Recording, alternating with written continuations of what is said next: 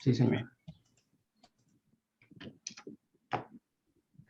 Buenos días, nosotros somos el equipo 2 y esta es nuestra solución a la situación problema de torre de caída. Y el equipo consiste de Alan Muñoz, Oscar Soto, Santiago Aguirre, Juan Capobianco y Gardel Otero.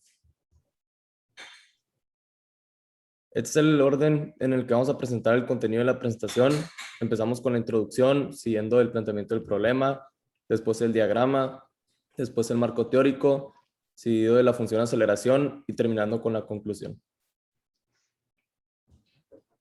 Y la introducción es que en los parques de diversiones pues existen diferentes tipos de juegos y cada uno logra causarle al consumidor experiencias relacionadas con la fuerza, velocidad y aceleración. Y uno de estos juegos es la atracción de la góndola, la cual es un juego que te eleva verticalmente en una torre de gran altura, te suelta en caída libre y activa un frenado cuando estás cerca del suelo. Este tipo de juegos son el acumulado de conceptos de física y matemática que se utilizan para poder asegurar un funcionamiento correcto y eficaz de estos juegos y para evitar accidentes mortales. Y por estas razones, algo muy importante de la góndola, es la desaceleración a partir de los frenos magnéticos. Estos sistemas contienen imanes que están relacionados con las corrientes de Eddy, ley de Faraday, las leyes de Maxwell y entre otros. Y en lo que sigue de la presentación se analizarán algunos de los componentes de la física que están relacionados con el concepto de aceleración y frenado magnético en este tipo de juegos.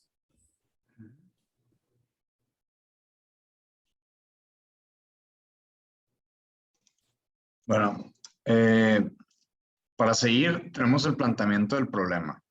En este proyecto, como mencionaron anteriormente, vamos a definir nuestra función de aceleración, vamos a ver conceptos como la segunda ley de Newton, fuerzas que se ejercen en la torre de caída, el campo y fuerza magnética de los sistemas de frenados y lo que vendría siendo la aplicación del solenoide en algún electroimán o incluso que se va a usar en el frenado magnético.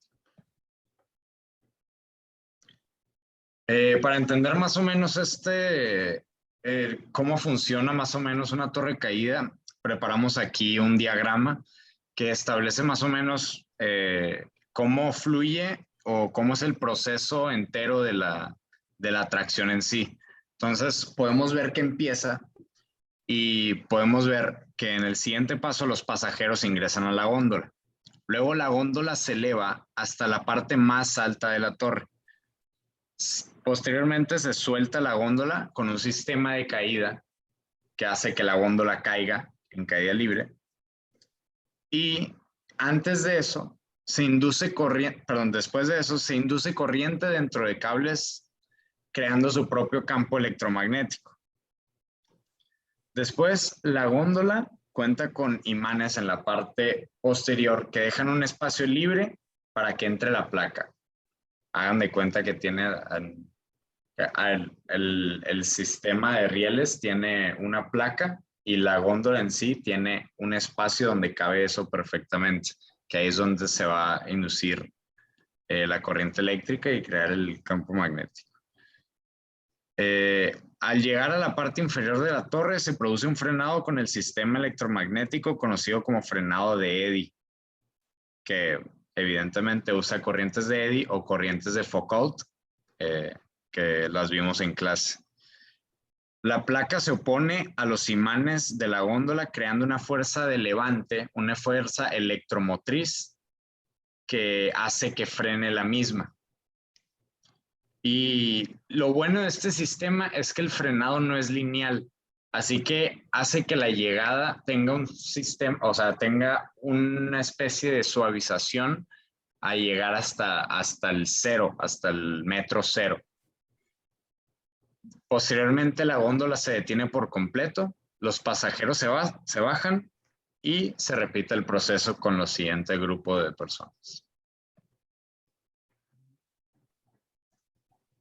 Este es el marco teórico que vamos a utilizar para entender más o menos cómo funcionan este tipo de atracciones y ponerlo más tangible en métodos físicos. Para empezar, quisiera explicar más o menos un poquito de las leyes de Maxwell, que como lo vimos con el profesor Kraft, prácticamente son los fundamentos del electromagnetismo, que aquí encontramos que prácticamente Maxwell redujo todo el electromagnetismo a 4 leyes que ya existían, que dice prácticamente que la ley de Gauss de electricidad establece que prácticamente los contrarios se van a atraer y los iguales se repelen. Entonces, esto mismo pasa con los campos magnéticos, e incluso también establecen esta misma ley que el campo magnético se va a debilitar la distancia al cuadrado. Después, en la ley de Gauss del magnetismo, establece que todo campo magnético siempre va a ser cerrado. Es decir, no existen los monopolos es más, el concepto de un monopolo es hipotético, que prácticamente no puede existir en la naturaleza. Tercero, la ley de Faraday, que si un campo magnético cambia en el tiempo, activa un campo eléctrico cerrándose, como dice Gauss, y la dirección es contraria al campo magnético, que eso lo estableció Lenz junto con Faraday, que fue el que complementó esa ley más bien. Y por último tenemos la ley de Ampère, que es prácticamente lo contrario a lo que establece la ley de Faraday, que es lo que complementa a la electricidad y el magnetismo y convertirlo en electromagnetismo. Entonces, ¿qué dice? Si un campo magnético cambia en el tiempo, activa el campo magnético cerrándose. O sea, lo contrario a la ley de Faraday y hace que se complementen estas dos.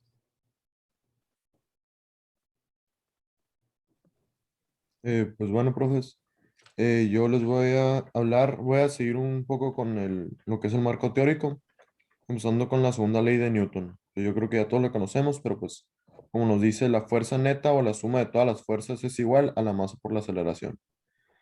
Este, pues sí, así de simple, fuerza es igual a masa por aceleración. Más adelante lo vamos a ver ya aplicado dentro de todo este problema, ¿no? Y ahora aquí tenemos la ley de Biot-Savart. Esta es una ley que fue creada por Jean-Baptiste Biot y Félix Savart.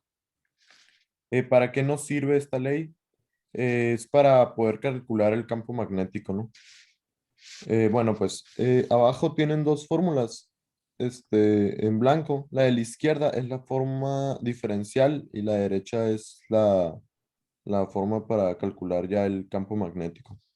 Lo que nos dejaron John Biot y Félix Savart es que cuando circula una corriente por un conductor, esta genera pues lo que es un campo magnético, ¿no? Más adelante lo vamos a ver ya aplicado dentro del problema. Bueno, pues ya continuando con el marco teórico, pues les voy a explicar cómo se destaca la fuerza magnética, que de hecho es muy simple, donde la fuerza magnética es igual a ahí, que es la corriente eléctrica, sobre un producto cruz de dos vectores, los cuales los dos vectores que tenemos es tanto la trayectoria o la dirección, y tenemos por el vector del campo magnético. No hay mucho que agregar en eso, entonces procedemos a lo que es un solenoide. Primero tenemos que definir qué es un solenoide, y un solenoide es un alambre enrollado en forma de espiral que va dentro de un cilindro.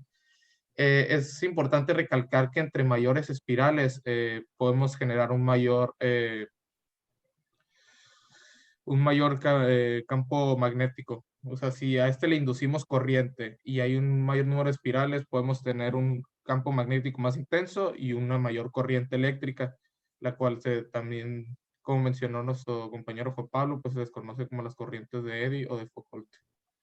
En la parte de abajo podemos ver la función que vamos a utilizar para calcular el campo magnético del solenoide para esta situación problema, que básicamente pues, nos apoyamos de la ley de Liot-Savart, y tenemos tanto la integral de L entre 2 y L entre menos 2, que esto define qué tan alejado se va el imán del centro del solenoide. Entonces pasaremos ahora sí con la función aceleración. Bueno, a continuación pues les voy a presentar la función aceleración en base a estos conceptos. Siguiente, por favor. El proceso seguido se puede dividir en 3 pasos generales. Número 1, pues obtenemos el campo magnético del solenoide. Número 2, definimos su fuerza magnética. Y número 3, componemos la función aceleración a partir de los datos obtenidos. Siguiente. Ok, pues primero tenemos lo que es el cálculo del campo magnético. Nosotros conocemos que el campo magnético de una espiral se puede obtener con Biot-Savart y se escribe de la siguiente manera, o la ecuación en la flechita morada. B es igual a μ0 por I por R cuadrada sobre 2 por R cuadrada más Z al cuadrado a la 3 medios. Sin embargo, ¿cuál sería el de un solenoide que se encuentra en nuestra torre de caída? Bueno, si vemos la imagen de las dos espiras en el eje tridimensional, podemos observar que para calcular el campo magnético de una sola espira en un punto, tomábamos una distancia Z desde el origen hasta ese punto, en donde las variables de Z y el vector resultante R minúscula, fueran constantes y pues se pudieran escribir como en la ecuación anteriormente mencionada. Pero ¿qué pasa ahora que tenemos varias espiras? Pues esto ocasiona que haya un cambio en Z y por ende en su vector resultante. Por lo tanto, el planteamiento del campo magnético pues cambia y se podría escribir como el campo magnético es igual a μ0 por I por R cuadrada por N sobre 2. Eso por la integral de menos L medios a L medios de Z sobre R cuadrada más Z cuadrada a la 3 medios. Es la otra ecuación con la flechita. En donde en esta nueva ocasión, pues movemos lo que teníamos antes como constantes hacia adentro, pues ya que hay un cambio hacia adentro de la integral. Cada espira que esté hacia arriba o hacia abajo del origen, pues variará en su distancia en Z. Y por fines pues de geometría, como dije, este origen está establecido en la mitad del solenoide, de manera que la parte superior de este es L medios y su parte inferior es menos L medios. Y para la solución de esta integral, pues se sigue un proceso de cálculos de integración, vaya, en donde aplicamos la sustitución de variable por identidades trigonométricas. Y finalmente, evaluando en los límites mencionados, pues obtenemos un campo magnético que termina resultando en μ0 por I por N, número de vueltas, sobre 2 por R cuadrada más L al cuadrado sobre 4 a la 1 medio. Siguiente, por favor. Ok. En el segundo paso, establecemos un parámetro muy importante, que es la dirección de los vectores de nuestra fuerza magnética. Por un lado, el diferencial dl se establece como dz en la dirección del vector I, producto cruz con el campo magnético que va a generar nuestro solenoide. Nuestro propósito aquí, pues, era lograr que la fuerza magnética contrarrestara la fuerza del carrito, pues, para frenarlo. Para esto, pues, el campo magnético de nuestro solenoide tendría que estar orientado en dirección al vector J. De esta manera, obtenemos una fuerza magnética en K positivo, que eso es como ya lo contrarresta. Y esto se podría observar en el producto cruz de los vectores, que es la imagen que está abajo de la ecuación.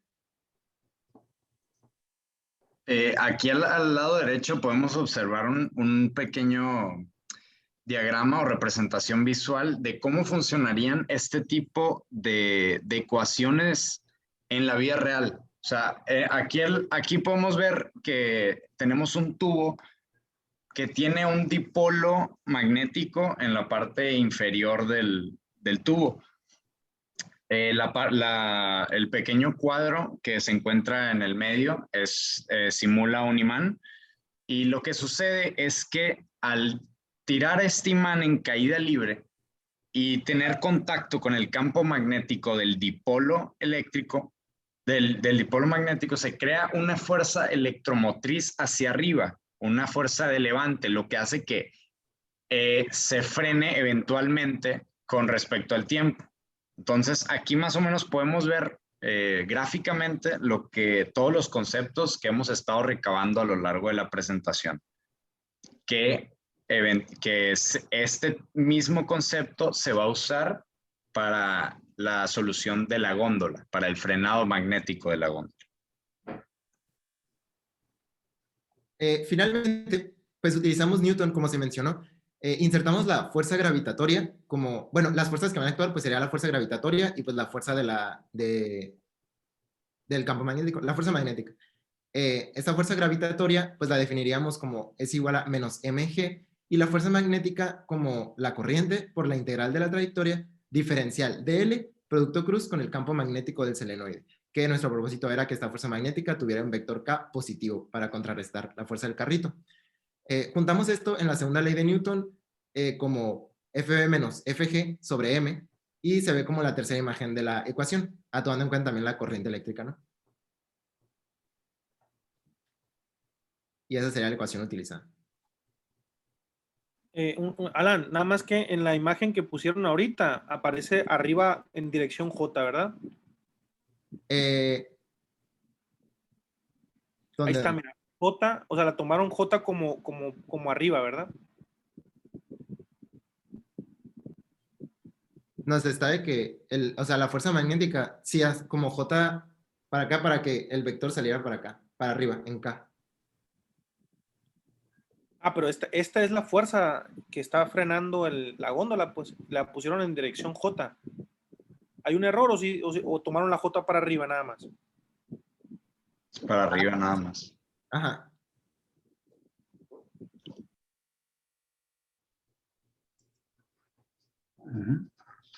Y bueno, muchísimas gracias. Igual para mayor información se puede consultar el entregable 2 que será entregado a final de esta presentación, que ahí va a venir información más detallada de todo el proceso. Cabe recalcar que estas fórmulas pueden ser aplicadas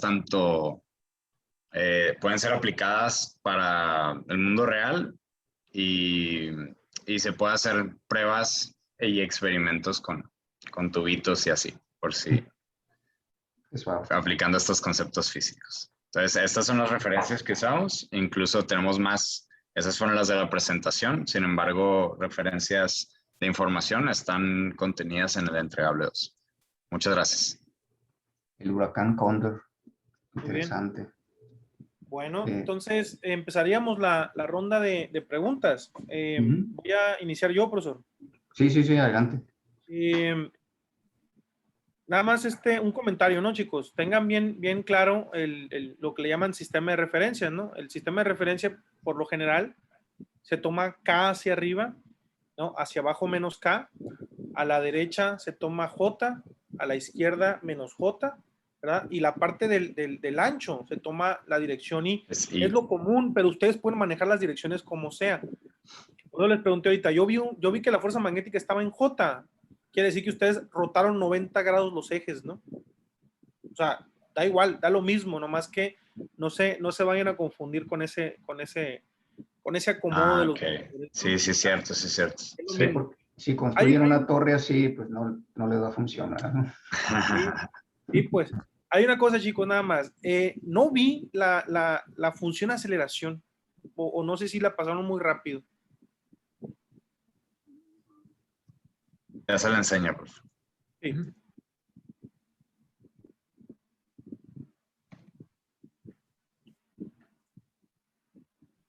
Híjole, es que voy a cerrar la presentación. Ya voy. Esa. No te preocupes.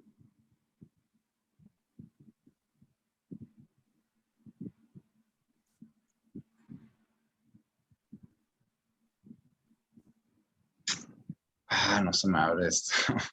Tranquilo. Si quieres, yo lo pongo. A lo mejor ya está abierta.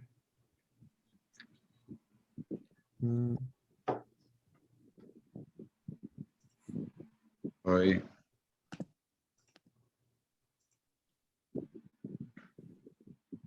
Gracias. Ahí está abajo, ¿no?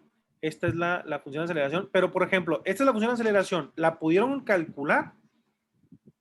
O sea, yo me refiero a que sí tuvieron una función de aceleración numérica. ¿Cuál es la desaceleración de eso? Depende del peso y de la altura. Intentamos hacer Lo hicieron de manera cuantitativa. No la finalizamos porque no, o sea, pensamos prácticamente que lo que querían era una ecuación teórica.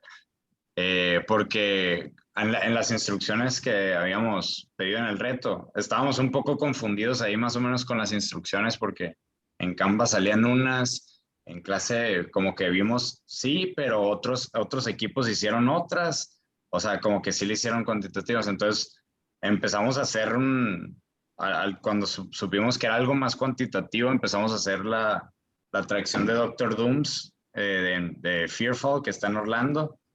y tiene una altura de 56 metros, alcanza una velocidad de 64 kilómetros por hora y así, pero no nos dio tiempo específicamente para resolverla completa, pues Ok. pensamos que era un resultado más teórico, pero igual, si gusta un resultado cuantitativo para probar la aceleración, si nos da más chancecita, lo podemos hacer. O sea, como ustedes. Sí, ok. Y, por ejemplo, entonces no pudieron hacer el código en computacional, chicos, para obtener la gráfica de la aceleración. Utilizamos una que se encuentra en el entregable, que usamos aquí si quieres se la comparto, pero es un código sencillo que prácticamente se observa el campo magnético, creado por un dipolo eléctrico. Es prácticamente una gráfica que haga de cuenta que en un solenoide le pasan el imán así. Y prácticamente ahí está mostrando el campo magnético. Pero lo usamos aquí en el... Ok, ese es el comportamiento del campo magnético, entonces. Ajá, correcto, ajá. Ok, la aceleración no la obtuvieron, pues. Bueno. Y chicos, y por ejemplo, en el campo magnético, ya ven que ustedes estuvieron trabajando con el solenoide, ¿verdad? No me acuerdo si fue Alan que dijo que el solenoide era directamente proporcional al número de vueltas de las espiras y eso podía intensificar, no fue Gardel, creo. Fui yo, sí. Y eso podía intensificar o no la intensidad del campo magnético, ¿no? Entonces, ¿cuántas espiras necesita su diseño para que pueda contrarrestar esa fuerza gravitacional?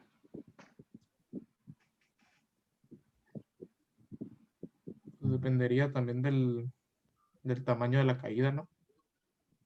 No. O sea, no. Depende de una cosa y depende de la masa. El peso depende de la masa. Claro, claro. O sea, cuánta masa necesitas y eso va a caer porque la aceleración es constante. Ahora, si ya tienes fija el peso, que es la masa por la aceleración, que es la que ustedes me mostraron, ¿cuánto necesita, de qué magnitud tiene que ser ese solenoide para que pueda contrarrestar ese peso? Porque mayor. No caída libre. Tiene que ser mayor. Ajá, entonces, ¿cómo le hago con el número de espiras? O sea, ¿cuántas espiras necesito para que contrarreste todos esos kilogramos? Todos pues, esos... esa prácticamente viene en la ley de Faraday, ¿no? O sea, en la ley en la Faraday menciona que es prácticamente proporcional en N. Y yo creo que pudiéramos usar... Híjole, es que lo tendríamos, para hacerlo más cuantitativo, lo tendríamos que calcular un poco. Okay. Claro, pero sí conocemos que entre más vueltas le demos, más fuerza, más fuerte va a ser su campo magnético y mayor va a ser la fuerza electromotriz. No le podemos poner pocas porque no va a poder contrarrestar la masa que está ejercida sobre todo por la fuerza de gravedad y en caída libre. Así que tiene que ser mayor, pero no lo suficientemente mayor para crear una fuerza de levante tal que no sea seguro para los riders, que no sea un golpe, porque como dicen que lo que no te mata es el exceso de velocidad, sino el exceso de desaceleración. Entonces, tenemos que agarrar un equilibrio o una fuerza electromotriz óptima para que no se sienta tanto o que la fuerza G no sea tan mortal. Entonces sí tendríamos que estar hablando de cuantificar las cosas, ¿verdad, Juan Pablo? Claro, sí. Muy bien. Para ponerlo más al mundo real, considero que sí, pero siento que el modelo teórico también ayuda a entender un poco cómo funciona, porque si hubiéramos presentado también un modelo cuantitativo, igual y no se hubiera entendido tanto el qué hace cada cosa y por qué cada cosa o sea, cómo funciona cada cosa prácticamente. Muy bien, Juan Pablo. Bueno, por mi parte sería todo, chicos. Ok. Me gustaría que los demás también participaran. Ahorita voy a empezar a hacer algunos cuestionamientos, pero si me quieres interrumpir, Abraham Velázquez, porque estoy seguro que se te van a venir ideas para que los demás también le dediquen tiempo. Se nota mucho que Juan Pablo Capobianco tiene mucho dominio de las leyes de Maxwell, por ejemplo. Me encantó ese tema, profe, sinceramente. Ese Cuando, tema me encantó, la verdad. cuando estaba hablando Juan Pablo, movía los ojos así para un lado. No sé si saben eso, pero hay unos estudios así psicológicos, cuando la gente está moviendo los ojos, está pensando, está echando a volar una parte de su cerebro. Entonces me di cuenta que no estaba leyendo. No estaba leyendo el canijo. Entonces, felicidades, estuvo curada tu Sí, exposición ahí. se ve que Juan Pablo le estudió bastante, ¿no? Entonces, Gracias. eso no quiero que los demás se sientan referenciados. Lo que quiero es que ya no hable Juan Pablo. Está bien, profe. Gardel hizo muy buena exposición. Ahorita ha estado muy callado Oscar, por ejemplo, y me gustaría enfocar las preguntas a Oscar, Santiago y José. A la José, no quiero decir que no sepan, no quiero decir, sino que se diviertan, pues ahorita con la charla. Estamos charlando y la verdad es que estamos haciendo algo para que todo ese concepto que ustedes amasaron durante estas semanas, ahorita se asientan en concreto y se quedan para el resto de la vida. Me gustó muchísimo el diagrama de bloquecitos que hicieron porque yo mismo, porque no venía a las clases de reto, entendí muchas de las cosas que estaban sucediendo. Ese diagramita les dio a ustedes un gran evidencia como equipo. Entonces, cosas como estas, por ejemplo, Oscar, Alan, Santiago, la góndola, ¿por qué se puede detener a medio camino? ¿Cómo que a medio camino, profe? Yo vi en un video que presentaron ustedes que va y no llega al piso y va para arriba. ¿Cómo la suben? Ah, ok, ok. La jala un cable, El video era un GIF. tiran un cable y lo jalan para arriba. ¿O cómo le hacen? Era un GIF, profe. En sí, yo vi un video en lo personal para informarme del tema. Sí. Y pues supongo que hay varios métodos para subirla, pero en el video que yo la vi era una torre creo que era la de Six Flags, no me acuerdo bien. Pero por dentro tiene un mecanismo en el cual el carrito se engancha y va subiendo poco a poco. Ah, entonces no es magnético la subida. En el que yo vi personalmente, pues no. La O sea, mayoría lo son magnético sería la pura caída, o sea, el frenado, pues. la mayoría tienen un motor eléctrico, que es lo que hace que funcione casi todo. Ok, yo estaba pensando que sí lograban detenerla magnéticamente en un punto. Sí, pero sí se puede, ¿eh? Sí se puede subir mediante esa fuerza de la que está hablando Juan Pablo. O sea, hay que cambiar la polaridad nada más, pero sí se puede. Sí. Y otra pregunta, entonces, ¿pudiera yo levitar? Si se van a un slide, ahorita no los quiero poner a batallar para poner el slide porque batallaron mucho, pero mostraron ahorita un slide donde está el tubo y en medio hay un core. En un slide anterior hay un core, no, entonces está más enfrente. Ese core, ese core que está ahí, le dice magnet, ¿se puede levitar? ¿Lo puedo poner a levitar? O sea, no lo está tocando nada, ¿no? Está en caída libre. ¿Puedo hacer que levite ese core? Pues sí, o sea, por ejemplo, de hecho yo en mi casa tengo una maquinita en donde igual funciona por imanes, pero se puede hacer levitar. Sí, ¿verdad? La deberías de traer y mostrarla. Pues es que está rota, pero, o sea, Es ahorita no que funciona. es un proyecto bien interesante. Un profesor que yo conocía unos años hace un experimento con estudiantes para levitar una bolita de acero. La hace levitar. Entonces, esa levitación, ¿cómo tendría que lograrse? ¿Qué es el cálculo que ustedes tienen que hacer para que ese core, ese magnet, quede levitando ahí? Pues supongo que se tendría que calcular la fuerza de los campos magnéticos para que exista un balance, pues, Ujú. Y y entonces, quede, pues, en medio levitando. ujú, ¿qué más? Mm, ¿No más? ¿O algo O sea, más? cuál es la consecuencia física para que exista la levitación?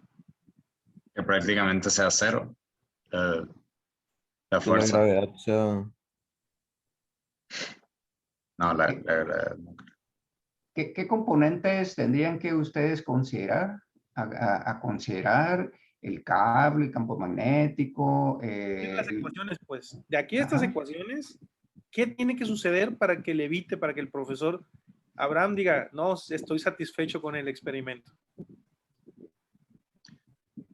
Pues hay varias cosas a considerar, no solamente, no es una fórmula como tal, pero prácticamente tenemos que tener 5 cosas, que, por ejemplo, que sabemos que la corriente, que el campo magnético siempre va a ser, perdón, repito, que por la ley de Lenz y ley de Faraday sabemos que un, ¿cómo se dice?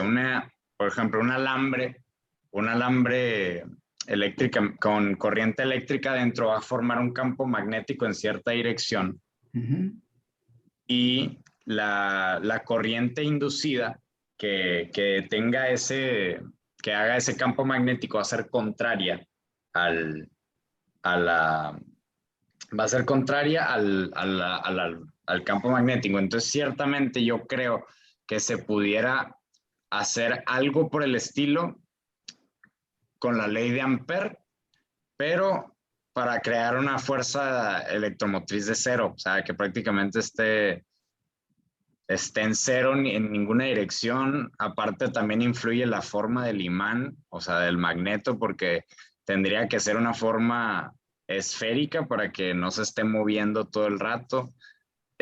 También tiene que ser una aceleración de cero en todos los ángulos, tanto en I, J y en K.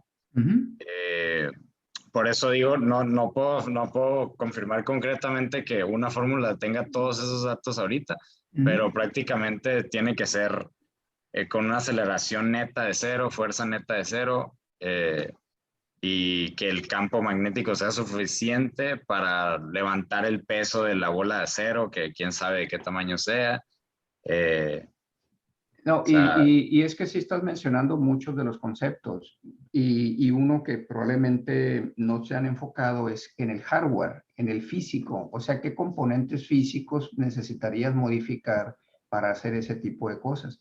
Ahorita, por ejemplo, en ese diagrama hay un magneto, ahí hay algo que tiene una polaridad esto. y, ajá, entonces ellos también deben intervenir al frenado, ¿no? Entonces, ¿qué deberían hacer? Deberían hacer tan fuerte para que el frenado llegara ahí. Bueno, En eh, lo personal yo lo haría con un electroimán. Se me hace mucho más fácil que haciéndolo con un tipo eléctrico porque, por ejemplo, si lo que queremos es que levite o sea, que el imán esté aquí, ¿no? Y que levite ujú, aquí, ponemos un electroimán, un pequeño electroimán aquí, que sea en forma de solenoide y que corra corriente ujú, eléctrica dentro. Un espira, ujú. pues. Y, ajá, una espira. Y, y yo creo, y creo que eso puede generar, con ciertos cálculos, se puede calcular para que prácticamente... Ok, está bien, muy bien, vamos a dejarle esa pregunta. Y una última también, no para Juan Pablo. La idea es que me platicara alguien cómo es que ellos, qué calcularon para que exactamente la aceleración llegue a cero cuando tocó tierra. ¿Por qué no? ¿Cómo, qué pasó ahí? O sea, ¿fue coincidencia? La aceleración llegó a cero exactamente cuando tocó el piso. No, pues qué fácil. Se me hace como que algo coincidió ahí. ¿Cómo lo hicieron? ¿Qué hay ahí? ¿Qué componente me pueden platicar?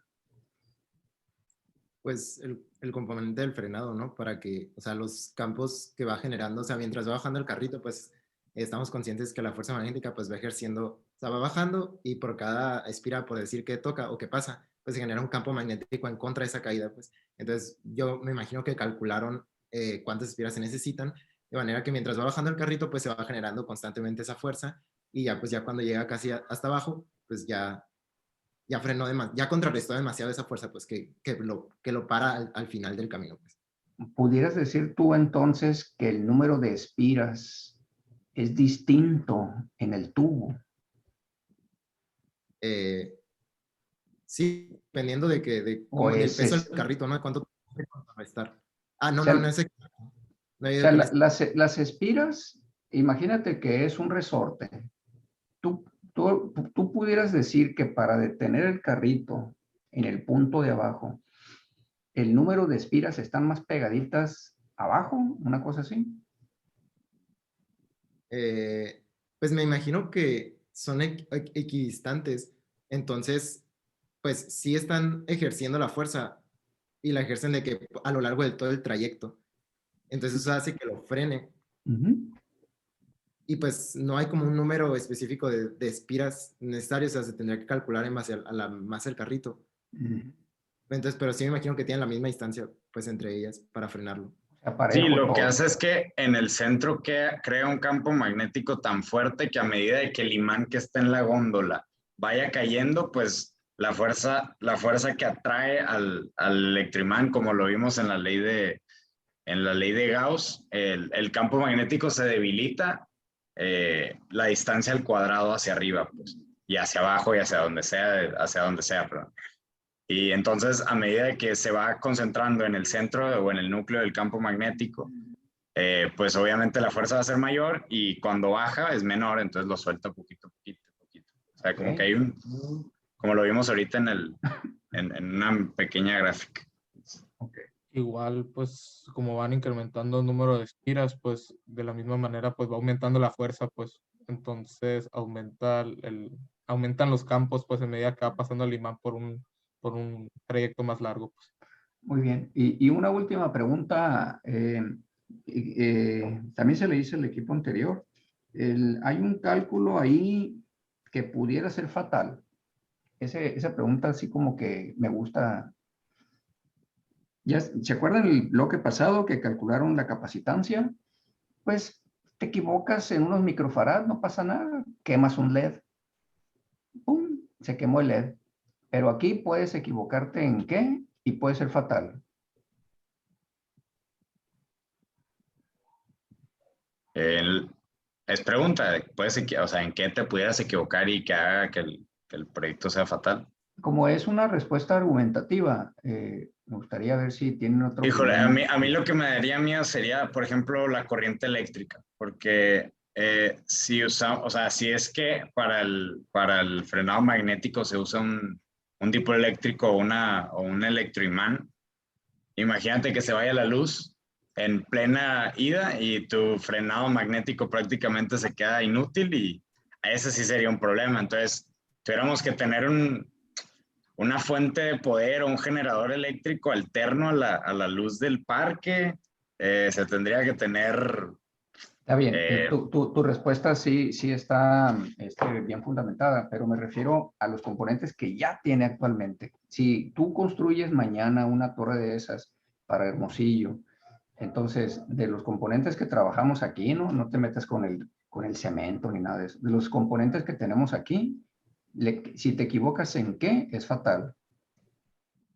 Yo considero que en el solenoide o en el número de vueltas, porque eso maneja el frenado prácticamente, entonces pues, si no se frena a tiempo, si no está frenando bien, si el campo magnético no está contrarrestando con la suficiente fuerza el peso y la fuerza gravitatoria con la que viene el carrito, pues no va a frenar y pues puede resultar un accidente muy grave.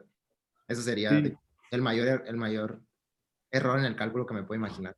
sí, Vaya. cuando se diseña uno de estos, de estos juegos, se tiene que considerar, se tiene que establecer al principio el carrito, o sea, qué peso se va a poder soportar, La pues cuántas masa, personas y todo eso, porque en base a eso está diseñado cuántos, pues en este caso, cuántas espiras van a ser necesarias para poder, este, frenar la góndola, ¿no? Entonces, pues siento que Ujú. a eso era lo que se refería o lo que estaba buscando. Sí, parte y muy bien, como equipos se estuvieron complementando. Ahí una respuesta parcial la dijo Juan Pablo y luego la complementó José y luego le siguió Oscar y ahí la llevan, ¿no?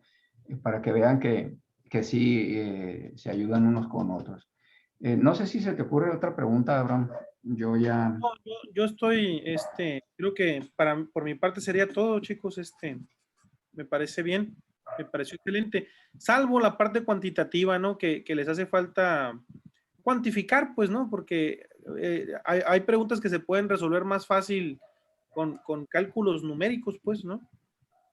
O sea, lo que hicieron está muy bien, pues.